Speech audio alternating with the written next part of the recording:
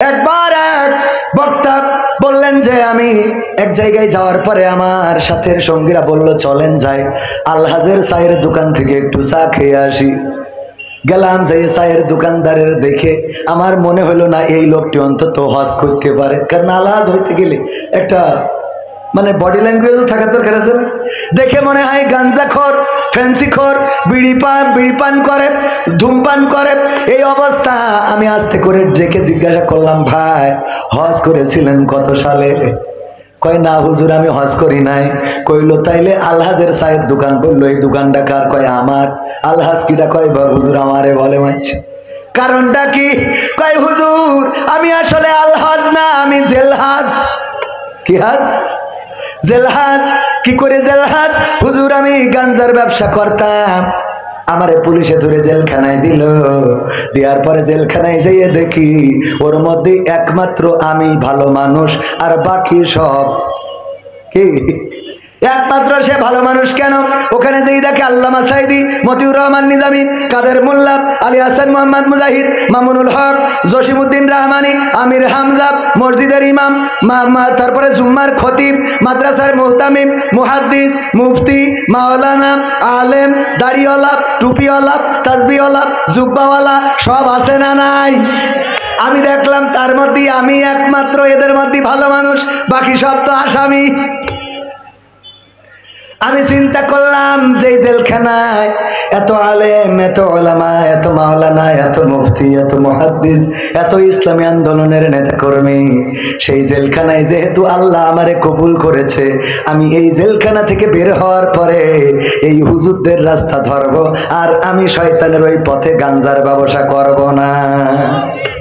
এই সিদ্ধান্ত নিয়ে আমি জামিন পাওয়ার পরে বের হয়ে সব ছেড়ে ছুড়ে দিয়ে এখন এই চায়ের দোকান দিয়ে কোনো মতে দিন আনি দিন খায়। আমার কাছ থেকে যারা গাঞ্জা কিনতো, আমার কাস্টমার গুলো, তারা উপহাস করে আমার নাম রেখেছে আলহাজ। আসলে আমি আলহাজ না, আমি হলাম জেলহাজ। কি হাজ? তো আমি সেই রকম, আমি মুসাফির, আমি মুফাসসির না। কোরআনের তাফসীর করার যোগ্যতা আমার নাই। কোরআনের তাফসীর করার জন্য ন্যূনতম 8টা যোগ্যতা থাকা লাগে। কয়টা? সেই 8টা যোগ্যতা যার নাই, তার নামের আগে মুফাসসির বসানো যাবে? আমার নামের আগে যারা বসায় ওটা তাদের দায়, আমার নাম। পরকালের ময়দানে যদি আমার ডেকে জিজ্ঞাসা করে, ঈসা আলাইহিস সালামের মতো বলবো, আল্লাহ যখন বলবে ওগো ঈসা তুমি কি তোমার উম্মতদেরকে বলেছিলে তোমার মাকে আল্লাহর স্ত্রী এবং তোমাকে আল্লাহর সন্তান বলার জন্য? কোরআনে আছে না নাই? আল্লাহ ডাক দিয়ে বলবে, ওগো ঈসা বলো দেখি তোমার উম্মতেরা কেন মরিয়মকে আমার স্ত্রী বলেছে আর তোমাকে আমার সন্তান বলেছে?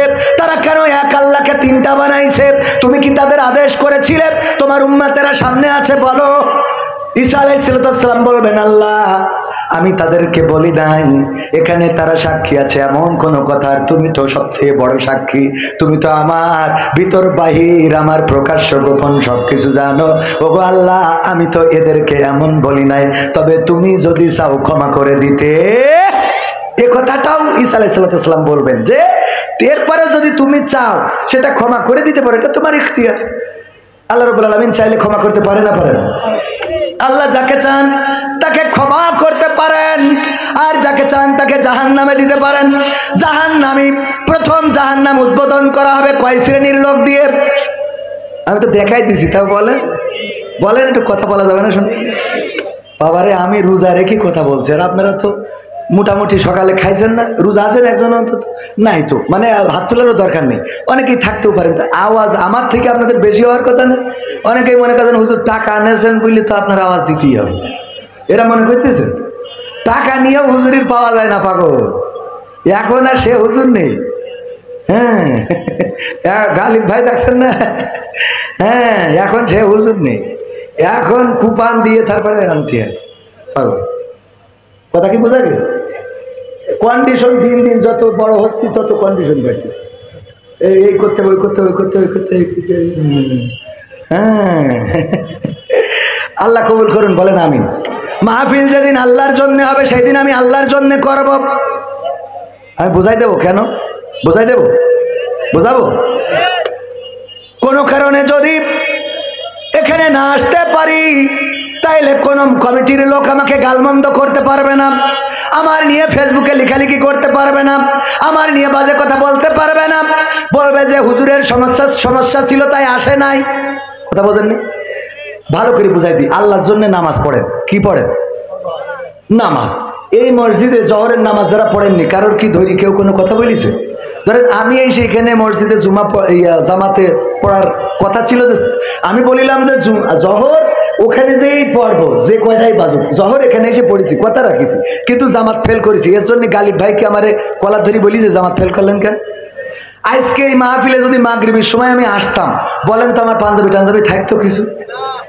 মাহফিল শেষ হবে 4টেই, আপনি মাগরিবের সময় আইছেন কি কেনে গা দেখাত? কথা কয় না।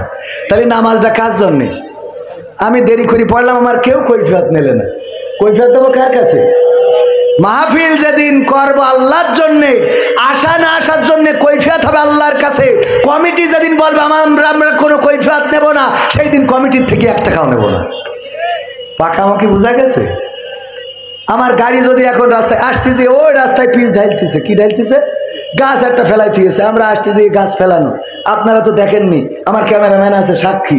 আমি আসার পথে গাছ ফেলানো, ওখান থেকে আবার ঘুরিয়ে যেয়ে এক সলিং দিয়ে ভাঙা রাস্তা দিয়ে হিন্দু পাড়াতে খ্রিস্টান পাড়াতে কমনে আসলাম। আমার তো টাইম মতো আসতেই হবে। যদি বলি আমার গাড়িটা খারাপ হয়ে গেছে, হুজুর আসতে হবে না, কবে হুজুর গাড়ি খারাপ হয়ে গেছে, আমরা উল্টো গাড়ি নিয়ে আসছি। আমার বউ হাসপাতালে, আমার মাকে আজকে ডাক্তারের কাছে পাঠালাম, আমার বোনকে দিয়ে, আমার ছোট বোনকে দিয়ে। আমার মা এতটাই অসুস্থ, 8 দিনে জানেন যে আমার চিকিৎসা ফ্রি। আর আমি গেলে তো 8 দিনের অন্য একেবারে ক্যামেরার সামনে দায়িত্ব নিয়ে বলছি যে আমি 8 দিন হাসপাতালে গেলে অন্য যারা অন্তত কবির বিন সাবাদকে চেনে, তারা অ্যালার্ট থাকে যে যদি কোনো ফলস করি তাহলে বিপদ আছে। সেই মানুষটা আমার মাকে নিয়ে হাসপাতালে যাওয়ার সুযোগটা নাই। কেন নাই? আমার এখানে এসে মাহফিল ধরতে হবে 2টার সময়, জহরের পরে আমার আলোচনা। আমার মাকে আমার ছোট বোন ডাক্তার দেখায় ওষুধ কিনে এখন বাড়ি পাঠাই দিলে, আমি মানে আমার মাকে নিয়েও হাসপাতালে, আমার সন্তান 2 দিন আগে ইন্দাসিনায় পাঠালাম, এত অসুস্থ, 2 দিন না 3-4 দিন হয়ে গেছে, এত অসুস্থ, পাঠাতে হলো আমার বউয়ের ভাইয়ের সাথে, শালার সাথে। কারণ সন্তানের হাসপাতালে নিয়ে যাবো সে টাইমটা নাই। কারণ কি? কারণ আপনাদের থেকে টাকা নিয়ে রাখিছি, না আসলে তো খুব আনতে হবে। কথা বলেননি? এখন যদি বলি আমার ছেলে নিয়ে হাসপাতালে, আসাদুল্লাহ গালিব ভাই মানতেন? আপনি মানতেন না তো, আপনি খুব বলে দিলেন এত টাকা অত টাকা, তা দিতে হবে না। আমার গতকাল কনে করেছি, কেনতে কনে যাবো, এগুলো বুঝবেন না? গাড়িটা আসার পথে গিয়ার মায়ের খেয়েছে, গাছে একটা ধাক্কা খেয়েছে, 1 লাখ টাকা খরচ। এই মাহফিল থেকে যাওয়ার পথে কমিটির দায়িত্ব নিতে হবে। আসা যাওয়ার পথে যে ড্যামারেজ আছে মাহফিল কমিটি বুঝে দেবে, 1 টাকাও নেব না। কথা বোঝেননি? 10 লাখ টাকার একটা গাড়ি কিনেছি, এই জায়গায় ওয়াজ করতেছি, হঠাৎ এখন মনে করেন কোনো আল্লাহর ওলি একটা ইট ফেলাইলো, এই মাহফিল কমিটি 1 টাকা দেবে আমার গাড়ির জন্য? না দেয়। খুব কথা বলেন, আগে বসবেন ভালো করে। যেদিন আল্লাহর জন্য হবে সেদিন সে দিতে বাধ্য থাকবে, ঠিক না বে ঠিক? দেবে কার জন্যে? আল্লাহর জন্য। আমিও আসবো আল্লাহর জন্য, 1 টাকাও নেব না। আসতে না পারলেও বলবে হুজুর কোনো অসুবিধা নেই, আসতে পারেননি সওয়াব হয়নি। কথা বলেন? আসতে পারেননি সওয়াব হয়নি। এখন বলে হুজুর আমাদের মান সম্মান জড়িত। কিসের মান সম্মান? আল্লাহর কাছে আবার এখানে মান সম্মান, তার মানে পাবলিকের কাছে তোমার মান সম্মান প্রেস্টিজটা বড় না আল্লাহর হক বড়? হ্যাঁ, এখন কি কথা ক্লিয়ার বুঝি পাইছেন? মাঝে মাঝে না বললে অনেকেই বোঝে না ভাইরা। হ্যাঁ, বর্তমানে কি হবে? ও প্রেস্টিজ বড়, এই একটা কথা বলেছে ঠিক। আসলে প্রেস্টিজ এখন আমার এই কোটিটার দাম হলো 8,300 কত টাকা। তো আমাদের মারুফ যেটা হয়েছে ভাতিজা থাবাই দেখেন না, তো ও আমার বলছে ভাই একটু কোটিটা একটু হাত বুলে দেখি যে 8,000 টাকায় কি আছে। তো এই 8,000 টাকার কোটি গায়ে দিতে হবে কেন? আমি তো এটা বুঝলাম না। ওই যে ভাইয়ের গায়ের উপরে আর একটা কি আছে, ওইটা গায়ে দিতে হবে কেন? এ গায়ে দিলে কি ওয়াজ ভালো হয়? তো দিতে হয় কেন? প্রেস্টিজটা বড়, বোঝেননি? হুজুরির পোশাকটা কি হুজুরির? হ্যাঁ ভাইজান, সভাপতি সাহেব, হ্যাঁ আপনি তো ভাই না চাচা। হ্যাঁ, কারণ উনার ছেলে আমাদের সাথে, উনার ছেলে ভাই, উনি কি? হ্যাঁ, আল্লাহ কবুল করুন। বললাম যাই হোক, আলোচনায় আসি ভাইয়েরা আমার। এই জন্যে নামাজের কথা বলছিলাম। জোহরের নামাজ পড়েন নাই, এখানে আপনি 4 ঘন্টা 10 ঘন্টা 20 ঘন্টা ওয়াজ শুনে কোনো লাভ। আপনি ফজরের নামাজ পড়েন নাই, এই ওয়াজ শুনে লাভ নাই। কিন্তু যদি আপনি আজকে শপথ নিতে পারেন আর নামাজ কাজা করবেন না, তাইলে বলবো এই ওয়াজটা আপনার জন্য সফলতা বয়ে আনবে। বলেন সুবহানাল্লাহ।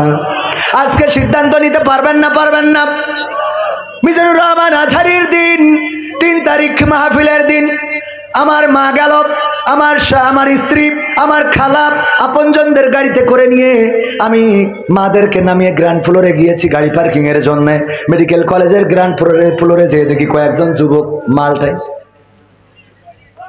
আমি বললাম, এই তোমরা কারা, এখানে ঢুকলে কেমনে? মানে আমার দেখি বিড়ি আগেই পিছনে এনেছে, আস্তে করে বের করি, কয় হুজুর এ মাল খাওয়ার সামনে আইসি।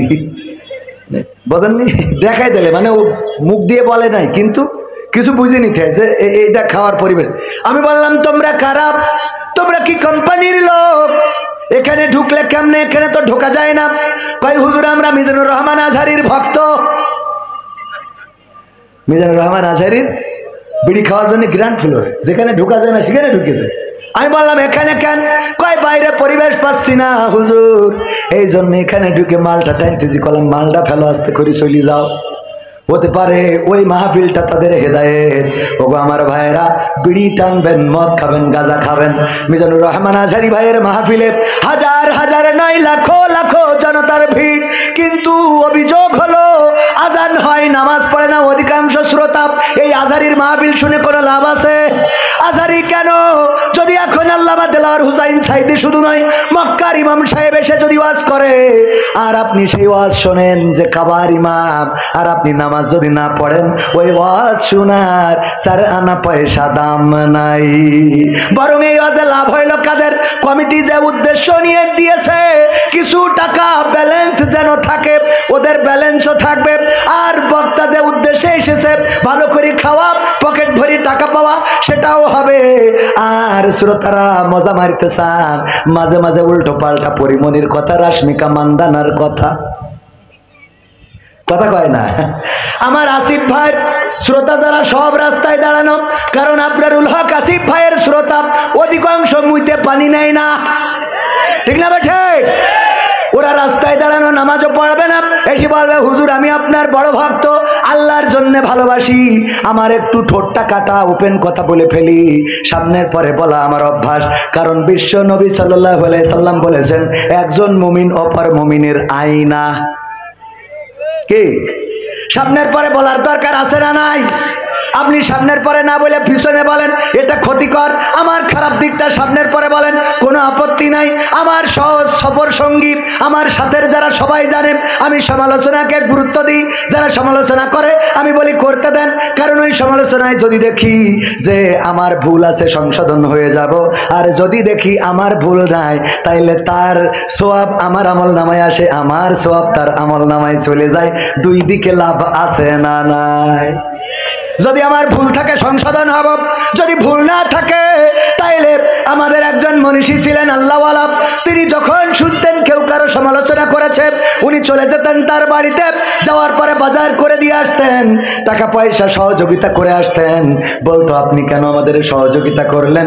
বলতো যে সহযোগিতা করলাম এই জন্য, শুনেছি আপনি আমার বিরুদ্ধে গালমন্দ করেছেন, আমার গীবত করেছেন, এই জন্য বাজার করে দিলাম। কারণটা কি? আমি তো আপনাকে খারাপ বললাম, আপনি কেন গালমন্দ করার কারণে, গীবত করার কারণে আমাকে বাজার করে দিলেন? ওই মনীষী বলতো কারণ হলো আল্লাহর নবী বলেছেন, যদি কেউ গীবত করে, গালমন্দ করে, পিছনে দোষ গুণ বলে বেড়ায়, তাইলে তার আমল নামা থেকে সওয়াব গুলো তার অন্যের আমল নামায় দেওয়া হয়, আর যেই ব্যক্তিটার সম্বন্ধে গীবত করেছে ওই ব্যক্তির গুনাহগুলো তার আমল নামায় ফিরিয়ে দেওয়া হয়। যেই ব্যক্তি তুমি আমার গুনাহ নিয়ে নিলে আর সওয়াবটা দিয়ে দিলে, এখন বলো তোমার কি 1 প্যাকেট বাজার করলে আমার ক্ষতি হবে? কথা কয় না? তোমার 1 প্যাকেট বাজার করে দিলে আমার ক্ষতিটা কোন জায়গায়? কারণ তুমি আমার গুনাহ নিয়েছো, সওয়াব দিয়েছো। আল্লাহু আকবার। আমার